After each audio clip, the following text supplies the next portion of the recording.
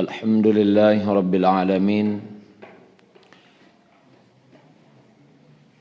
Assalatu wassalamu ala ashrafil anbiya'i wal mursalin wa ala alihi wa sahbihi ajma'in. Wa ashhadu an la ilaha illallah wahdahu la syarika lah. Wa ashhadu anna Muhammadan abduhu wa rasuluh. Allahumma salli wa sallim ala nabiyyina Muhammad wa ala alihi wa sahbihi ajma'in.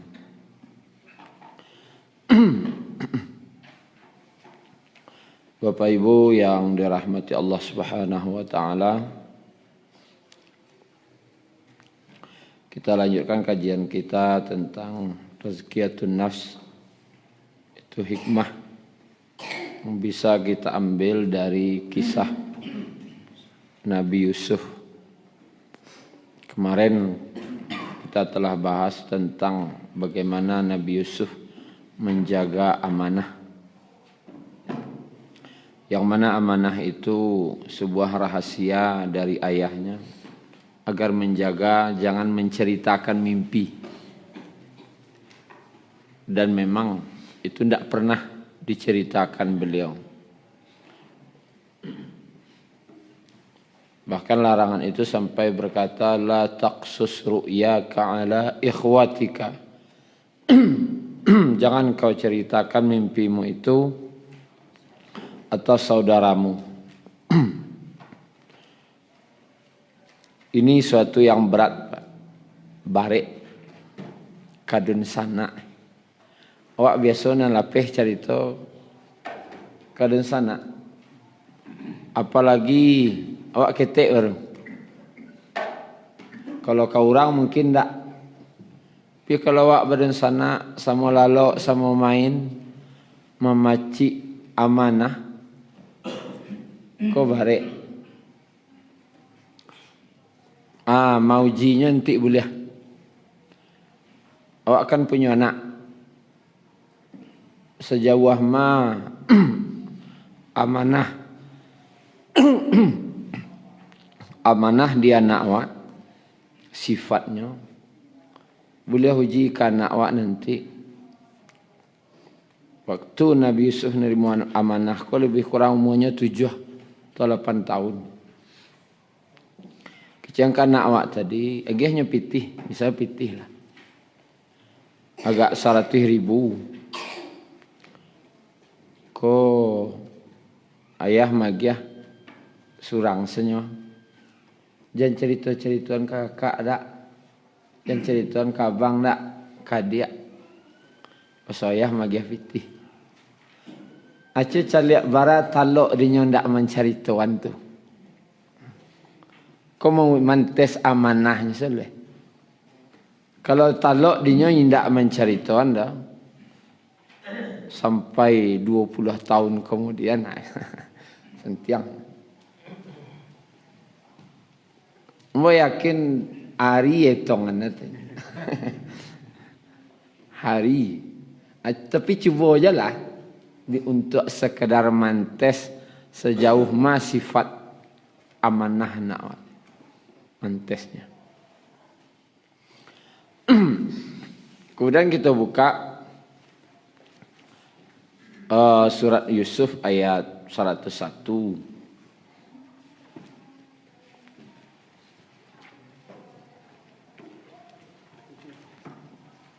Halaman 247.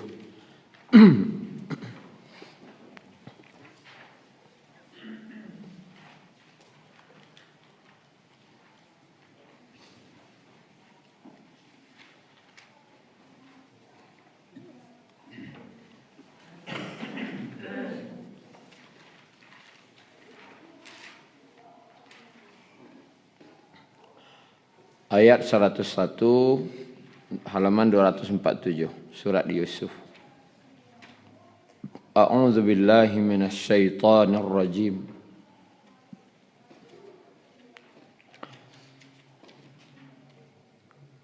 Ini ucapan Nabi Yusuf ketika beliau akan meninggal dunia. Rabbi,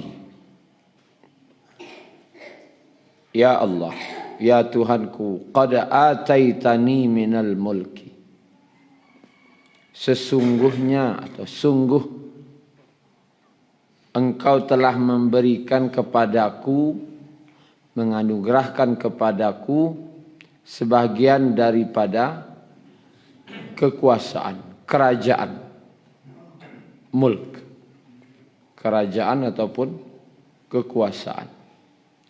Wa 'allamtani min ta'wilil ahadits, dan telah mengajarkan kepadaku sebagian daripada takwil mimpi. Mengajarkan kepadaku takwil mimpi. Takwil mimpi ini adalah salah satu mukjizat Nabi Yusuf, tanda kenabian. Maksudnya yang beliau sebutkan di sini adalah nikmat kenabian. Engkau telah berikan kepadaku daripada bahagian dari nikmat kenabian. Yang pertama, Engkau telah berikan kepadaku sebagian daripada kerajaan atau kekuasaan.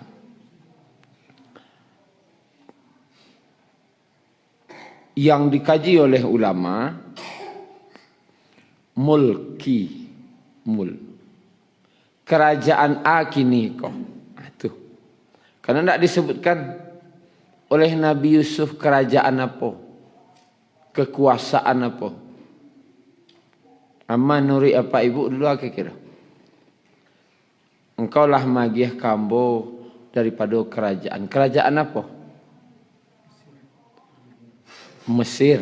Aleh. Ada yang mengatakan kerajaan itu adalah kerajaan Mesir dan beliau berkuasa di Mesir. Beliau mensyukuri lahjat berkuasa di Mesir. Tetapi apakah bagi seorang nabi berkuasa itu adalah sebuah nikmat? Itu masalahnya. Sedangkan salat 2 rakaat lebih baik daripada dunia dan seisinya. Apalagi menyebutkan kekuasaanku lebih didulukan daripada nikmat kenabian. Berarti gadang lo nikmat kerajaan Mesir daripada nikmat jadi nabi itu. Sehingga ditafsirkan oleh ulama kerajaan di siko kerajaan iman, kekuasaan iman. Yang berkuasa itu iman di hati beliau. Kemudian beliau syukuri. Kemudian nikmat kenabian. Kenapa beliau mensyukuri nikmat kekuasaan iman? Karena tidak sempat-sempatnya setan berkuasa di hati beliau. Nanti kita sebutkan yang tazkiyatun nafs. Salah satunya contohnya yang amanah tadi. Tak sempat setan menggali anda. Kalau awak dia orang amanah, sempat-sempat juga digali setan. Berarti kan kerajaanku ada singgasananya. Singgasanaku siapa duduk? Rajo. Siapa rajonya? Di hati aku 3 rajonya. Iman, setan, nafsu. Mana mah? Di awak, tiap hari mau tukar. Kadang lagi iman nanya. Sedang iman nanya, tu iman lu di suku. Tak taluk pangan lo. Kalau siang hari, ala setan lo nanya. Sanjo lah nafsu lo. Malam lah ngaji lo lihat. Anak ayat 5 pagi lihat. Kalau presiden lagi sekali 5 tahun. Aku mau 3 kali sehari bertukar pemimpin. Di hati awak rajo turun tahta ke. Ba kaja-kaja nanya. Ilo mailo no. Tulak menulaknya ba orang kaja tua. Dan tio hari pertempuran ko tari. Iman, setan, nafsu. Dia tiga. Nan disyukuri Nabi Yusuf apa? Sampai beliau ke meninggal. Alum pernah setan je nafsu naik datinya ni. Tu. Bayangkan. Alum pernah setan nafsu naik. Apalagi pas digaduh oleh Zulaikha. Itu setan je nafsu bekerja naik. Tapi tidak sempat. Ana beliau syukuri tu kekuasaan iman. Selalu di hati beliau konan berkuasa sia iman. Ndak talaki di nombor 2 lah itu naik.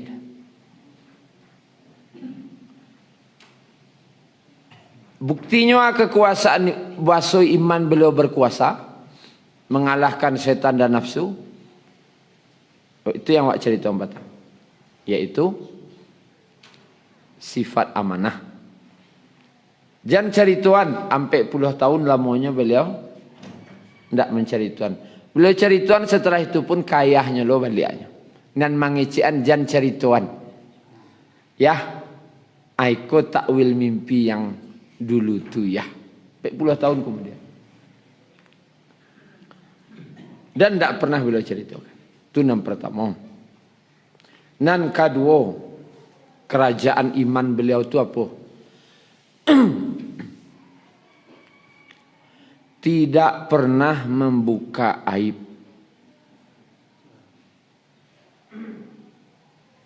Tidak pernah membuka aib. Aib orang tidak pernah beliau buka. Walaupun secara emosional beliau membuka, harus buka tapi beliau tidak mau. Beliau tu ketika beliau dimasukkan ke semua oleh saudaranya, kemudian lewat musafir yang akan pergi ke Mesir. Lalu oleh musafir ko bersobok anak ketek dalam semua, yaitu Nabi Yusuf. Ya busyra hadza gulam. Ada kabar gembira, ada dapat anak. Saudara Nabi Yusuf lihat dari jauh. Dah Nabi Yusuf keluar, diturutnya di saudara Nabi Yusuf. Itu budak kami. Budak gitu. Tak ada sanak kami caknya. Tu budak kami itu. Kalau kayu dikelan balilah cak. Dan niat orang urat Nabi Yusuf saja wajah-wajahnya. Sebelum memasukkan ke semua tu tangani Nabi Yusuf dulu. Allah sudah tangani masukkan semua 3 hari 3 malam tu keluar. Tahu Nabi Yusuf ko perangai dun sananya. Kecilnya nyo budak. Dibalilah de orang tadi dengan harga murah. Baraya go orang lepeh. Karena 2 orang galih itu. Asalnya go orang lepehan. Ya go orang sekian. Jual. Boleh. Karena niat dun sananya ndak jual dah. Bapai saja jauh no. Dan jadi budak. Kalau budak berartilah kemerasai duitnya. Dibawalah oleh musafir tadi. Pertanyaan musafir itu yang pertama. Ya nak ketek umur 10. Siapa nama Yusuf. Di mana kampung? Ini yang tak ngecek. Tu nama jual tadi itu siapa tu? Aniang. Ayah jamak lai jo. Ani yang sampai tiba di Mesir tidak ada ngecek-ngecek tentang keluarganya dan saudaranya. Kalau tiba di awak, jangan awak payah kecil, awak lah gaik-gaik. Masuk anak dan sana awak kan semua. Tu dibawa no ada orang. Si aduh baca rituan. Nih, ndak menyangko ambo dan sana ambo kecil kaman. Ya ndak Pak? Kemungkinan dia secara emosional pasti awak cerita. Ndak nyangko ambo dan sana ambo tu doh. Di mode itu nambo. Jadi siapa tu nama jual tadi itu? Karena sana ambo tu. Wah, cari itu. Nabi Yusuf tidak mahnya buka aib saudaranya dah. Nyo aib kalau diceritanya aib saudaranya. Pokoknya munculan kuncinya rapek kalau masalah saudaranya. Itu ya. Sampai di Mesir, maka dibelilah oleh pembesar Mesir tadi. Kalau sejarahnya ngecian kepala keamanan negara. Kalau doa namanya. Enggak, kepala keamanan negara. Pangap. Lalu pas Malaysia namanya Yusuf. Di makam puang niang sih. Bakok sampai di siko aniang. Tak mah ni cerita. Anak umur 10. Kalau dipaturian setan cerituan lah perangaian itu. Tak mau hanya menceritakan. Tiba di rumah sebut Zulaikha. Hei anak serancak aku kau jadi budak. Tak doh kecik Zulaikha. Awak kan tak punya anak. Tu statusnya dirubah. Langsung berubah. Jadi tak jadi budak leh. Dimerdekakan Nabi Yusuf kau langsung. Jadi jadi anak angke. Jadi anak dewa leh. Dia berubah status pas tiba di rumah. Karena hati Zulaikha saja kecil. Suko nyun celik. Sagagah ko anak. Kalau jadi budak tak mungkin dah. Jadi anak wak selah. Tuan-tuan bermanfaat dia wak. Namanya Tio Ari, nama Padusi, tukang cukia. Saya nama Yusuf. Di makam puang ini yang aslinya. Pokoknya setanya orang tentang kampungnya dan sananya cerituan lah bah keluarga dulu. Aneh yang aslinya. Tak mau cerita. Karena kalau dibukanya pasti terbuka aib dan sananya. Keluarganya.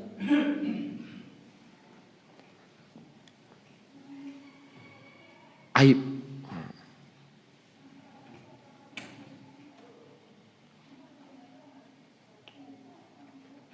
Setelah itu masuk penjara. Di penjara ditanya-tanya orang lo di makam puang. Ndak lo cerita. Nah kita cari ayatnya. Pernahkah beliau cerita-cerita itu? Ndak.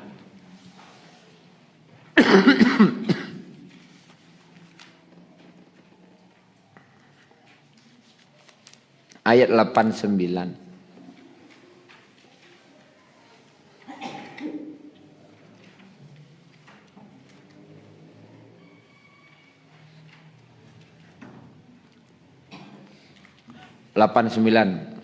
Sabelahnya.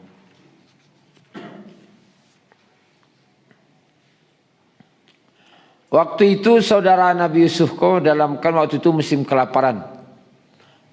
Datang membawa barang-barang dan tak paguno kira. Ganti membali gandum. Dan nyolah tahu. Kita cari ayat 88-nya loh. Falamma dakhalu alaihi, maka ketika mereka masuk ke tempat Yusuf, dan sanaknya kau masuk ke tempat Nabi Yusuf. Rupanya tak tahunya Nabi Yusuf ke dah. Dia apa? Hah? Yang pertama lampai 40 tahun. Yang kedua, ndak banyak ada dalam kepalanya tu dah. Dak kamanyangko, walaupun ada tabatik misalnya. Ndak karena dia tu bayang dia jadi budaknya. Kau jadi pejabat negara mungkin. Ndak ada dalam kepala nanti. Sehingga ndak menyambung dah. Lah maksudnya. Wahai Al-Aziz. Al-Aziz. Ya ayuhal Aziz. Yang mulia. Massana wa ahlana ad-dur. Telah menimpa kami kesengsaraan. Daripada kami dan keluarga kami telah ditimpa kesengsaraan. Wajibna bi bida'atin muzjatin. Dan kami datang membawa barang-barang nan dak barago. Dalam tafsir ini kecen sendal-sendal nalah putui. Ia barang-barang yang dak barago le teh. Tapi ndak ada nang kaditukan lai barter selahnya untuk pembeli gandum teh. Fa'au filanal kaila wa tasaddaq alaina. Tapi walaupun model itu panuhan jola cupak. Ya cupak soalnya. Gantang literan. Panuhan jola literan untuk kami. Dan ia sambil bersedekah ke kami. Maknanya dicari tuannya, bahas susah kampung kini teh. Susah makan kini. Lalu innallaha yajzil mutasaddiqin. Sesungguhnya Allah memberikan balasan kepada orang yang bersedekah. Mendangatu anak terbayang di Nabi Yusuf. Apaknya, amaknya, dan sanak-sanak lain yang istri-istri, cucu-cucu dan sanaknya, anak-anak dan sanak. Payah hidup orang di kampung. Nya senang di Mesir. Bayang wak senang wah. Orang susah.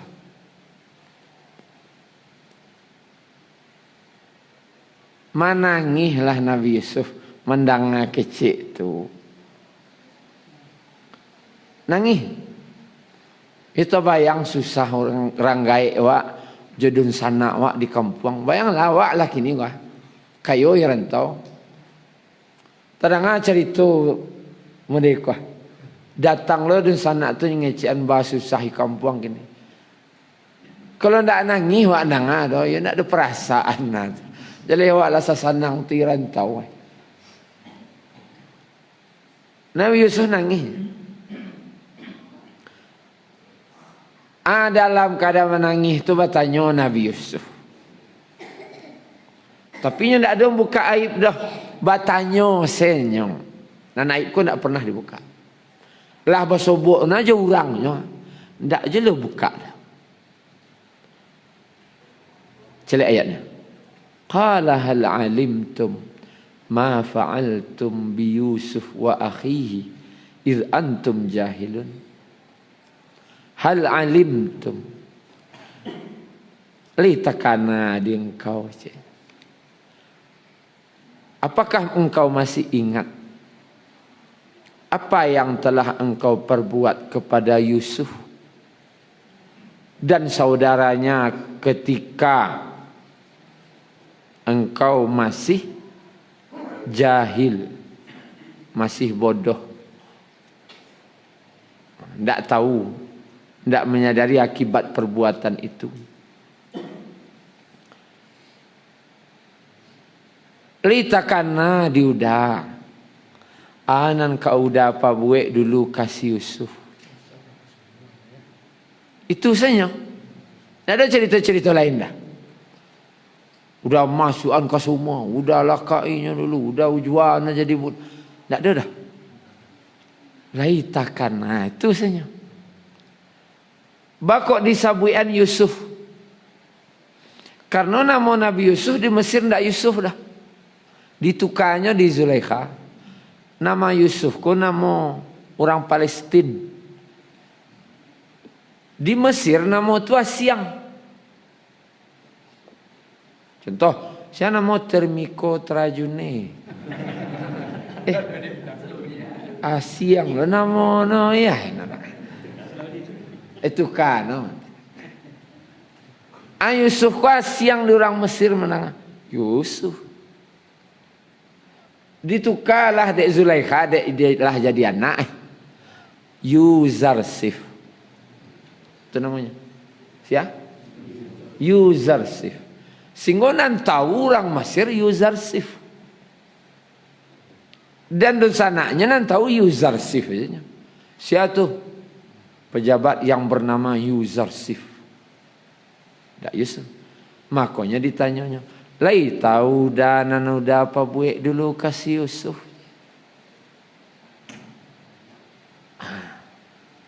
Itu tak bayang saduanya. Maka di ayat 90-nya cik. Qalu a'innaka la anta Yusuf. Apakah engkau ini benar-benar si Yusuf? Yo Yusuf kau cik. Cik Yusuf. Qala ana Yusuf. Bayangkan Pak, pertemuan waktu itu Barasul Judun sana Ambonan si Yusuf tu. Wa hadza akhi. Ini saudaraku Bunyamin. Qad mannallahu alaina. Yang Allah telah melimpahkan karunia-Nya kepada kami. Allah agiah nikmat ke kami. Intinya wah, nan aib tidak pernah dibuka. Cuman batanya laitakana. Pelajaran dewa, jangan pernah buka aib orang. Kalau ada orang batanya, yang tanya orang ko ada berkaitan jo aib orang ni yang salah. Kabano, kan orang suka cuki aku ada loh. Kabano, yo si anu tu model-model tu. Ni yang modak satu ada. Yo atau tidak modak satu ada. Cak jawab model tu. Anca itu jawab. Ayo, kabano alahnya. Bencana terbesar kata para ulama bagi orang beriman awak apa? Musibah terbesar di awak di akhirat adalah membuka aib orang. Kenapa? Pas di akhirat nanti amal ibadah wak diagihan ka urang nan wak buka aib itu. Awak lah panik salat, panik puasa, panik mengaji, panik beribadah. Panik ibadah wak tadi bagian ka urang. Ndak musibah tu. Bahkan dalam hadisnya muflis. Bangkrut.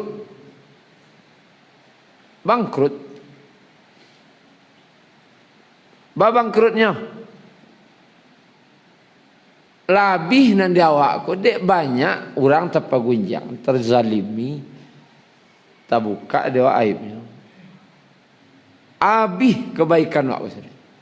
Salat wak, puasa wak, haji wak, sedekah wak. Ndak ada nan dia giahan lain. Tapi ada je baru orang yang menuntut. Dosa orang tu kawak. No yo mode itu Ustaz. Dek iyo tu nan aib tu namanya. Kalau ndak iyo tu ndak aib tu dah. Iyo mode itu baru namanya. Kalau ndak donyo buat mode itu dah. Tu dicerita-cerituannya mode itu.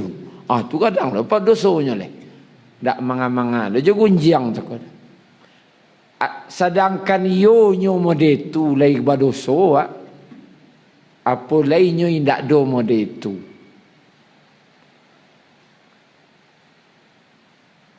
Bahkan hadisnya kita baca dalam hadis At-Tirmidzi, barang siapa yang menutupi aib seorang muslim, waktu tutupi aib orang tahu kuat kini tahu si anu tu mereka batanya orang waktu tuik dia ndak satu modah ndak satu modah yo tu ndak mo ndak tahu dah mo ndak kan ngecek dah waktu tutupi maka Allah akan menutup lo aib awak di dunia dan di akhirat.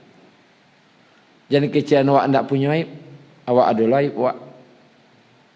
Tapi amuh awak menutup aib orang, Allah tutup aib awak di dunia, di akhirat banyak lo buruk awak. Allah tutupi lo buruk awak nanti di akhirat tu nanti. Allah tutup lo. Kemudian diancam lo dalam hadis riwayat Ahmad, hadis riwayat Abu Daud. Berkhutbahna Nabi waktu itu. Khutbah Nabi. Wahai orang yang beriman, mengaku beriman dengan lisannya. Wahai orang yang beriman, pi masih mengaku-ngaku je lisan, tetapi imannya belum masuk ke dalam hatinya. Janganlah kalian membuka aib-aib saudara kalian. Jangan buka aib-aib saudara kalian. Dan janganlah mempergunjingkan keburukannya. Barang siapa yang membuka aib saudaranya, barang siapa yang menutupi aib saudaranya, maka Allah pun akan menutupi aibnya. Tapi barang siapa yang membuka aib saudaranya, maka Allah akan buka aibnya. Sampai Allah permalukan dia dengan membuka aibnya di rumahnya sendiri. Sianan mencari-cari aib orang, mencuki-cuki mencari-cari aib orang, atau menyebar-jebarkan aib orang, Allah buka lo aibnya sampai dipermalukannya di rumahnya sendiri. Bayangkan, di rumah awak dipermalukan, di aib awak, bara malu no kira-kira. Mulang melihat terjemahnya. Wahai orang yang beriman, yang mengaku beriman dengan lisannya, tapi iman belum masuk ke dalam hatinya, janganlah kalian membuka aib saudara kalian, dan janganlah kalian mempergunjingkan keburukannya. Barang siapa yang menutupi aib saudaranya, Allah akan menutup pula aibnya. Tapi barang siapa yang membuka aib saudaranya, maka Allah akan membuka aibnya sampai Allah permalukan dia di rumahnya sendiri. Maka jangan pernah buka aib.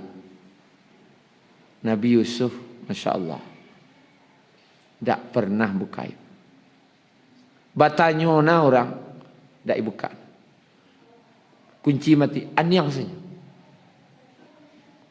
Kalau ada orang bertanya kawak tentang seseorang yang itu kadang berkaitan jo aibnya, kalau merasa aib atau tidak, kalau tahunya sagan wak mengecian dakeknya berarti aib namanya. Misalnya Pak akan mencari tuan ambo, tapi ada ambo di situ tidak mau Pak mencari tuan ambo, berarti itu aib dia ambo. Tapi kalau ada ambo duduk situ pak cari tuannya berarti ndak aib. Hanya kan sedang ndak di sekolah. Tah, itu aib berarti itu.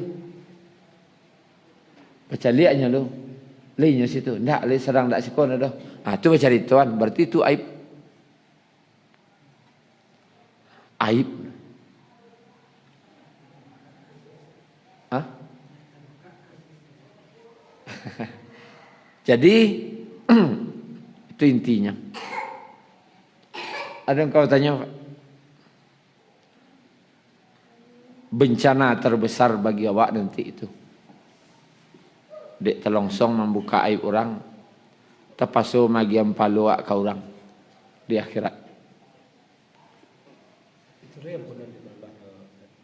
Hah? Dosa nalah buka aib orang tu lagi diampuni oleh Allah kan. Ya minta ampun lawak ke Allah dari kini. Ya. Ya.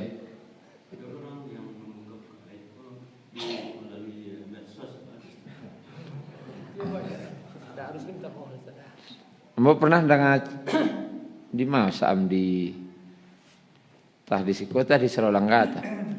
Masalah medsos tu.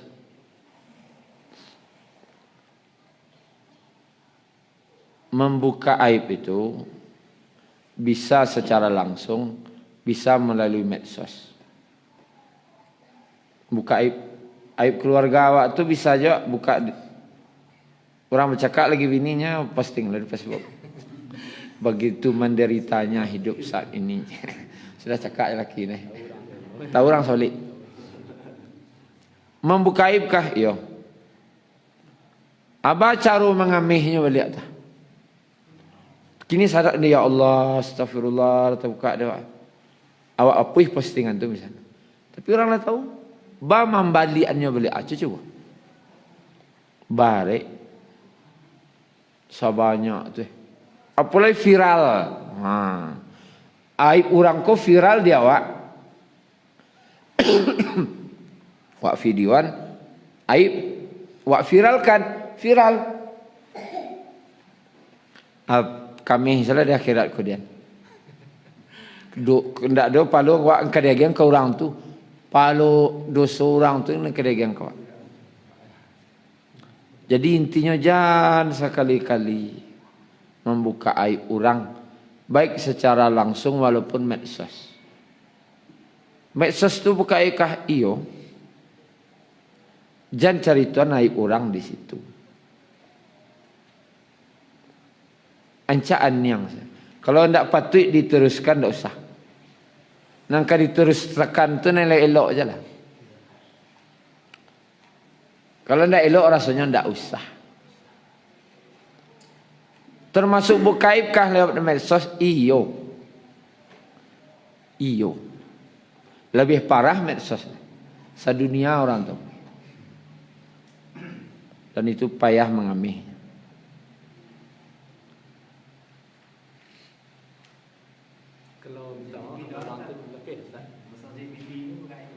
Bah? CCTV di rumah orang yo. Kalau CCTV di rumah awak enggak ada.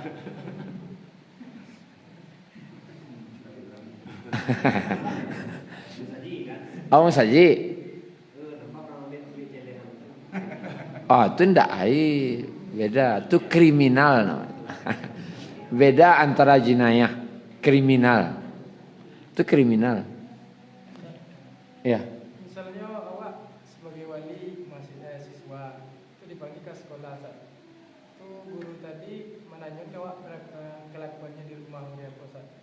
Jawab tuh masuk aib kan? Cerita ini. Oh, mantun. Nyo ada nanti berbagai macam boleh hal yang boleh wak membuka aib. Pertama, yang dibolehkan ulama ketika menjadi saksi di pengadilan. Di pengadilan ndak pas duduk apa sama dah. Pengadilan. Itu memang harus wak cari tuan karena wak jadi saksi. Jujur wak menyampaikan apa adanya. Tidak boleh lebih, boleh kurang. Tapi di pengadilan boleh. Yang kedua apa? Mencari fatwa. Wak datang ke ulama, tapi memangnya fatwa. Ada kasus seperti ini. Kasus jadi tuan. Madiko kami bercakap dan sana jadinya gara-gara permasalahan niko. Solusinya. Boleh membuka itu tuh karena apa? Fatwa.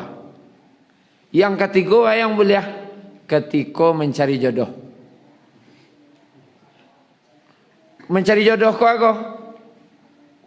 Ketika orang bertanya ke si Yudi. Yudi bertetangga Yudi jo anak gadis tu. Ya tetangga awak tu. Bah perangainya nampak sehari-hari. Rencana awak kan nikah jinyo. Maka si Yudi harus mencari tuan dua. Tak boleh cari aib dah. Kebaikan dulu. Kalau anunya mereka kebaikan. Kebaikannya 1, 2, 3. Kekurangannya nampak dia ambo agak pambu duit. Terus agak pa emosi.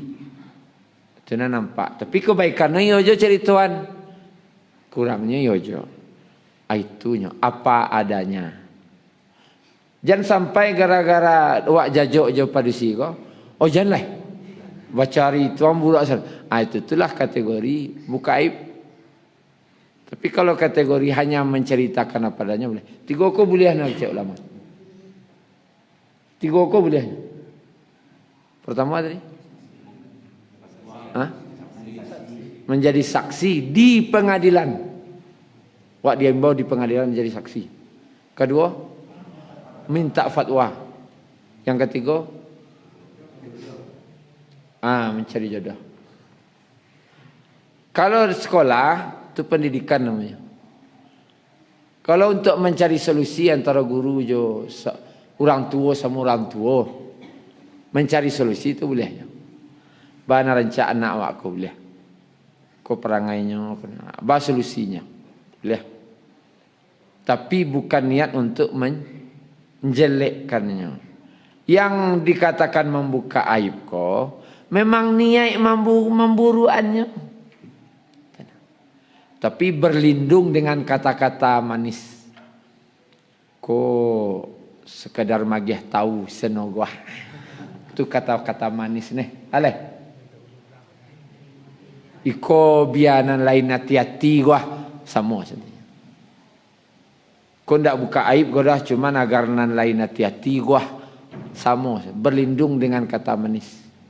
Sedangkan yang boleh 3 okanya di pengadilan gimana? Minta fatwa cari jodoh. Minta fatwa aku ndak boleh tengah narami dah. Ba-2-2, ba-3-3 saja ustaz tu ngecek. Ndak disoraan di tengah rami. Tahu orang sawalik beko. Kintu saja Bapak Ibu. Terlebih dan kurang mohon maaf. Subhanakallah wa bihamdika asyhadu an la ilaha illa anta astaghfiruka wa atubu ilaik. Assalamualaikum warahmatullahi wabarakatuh.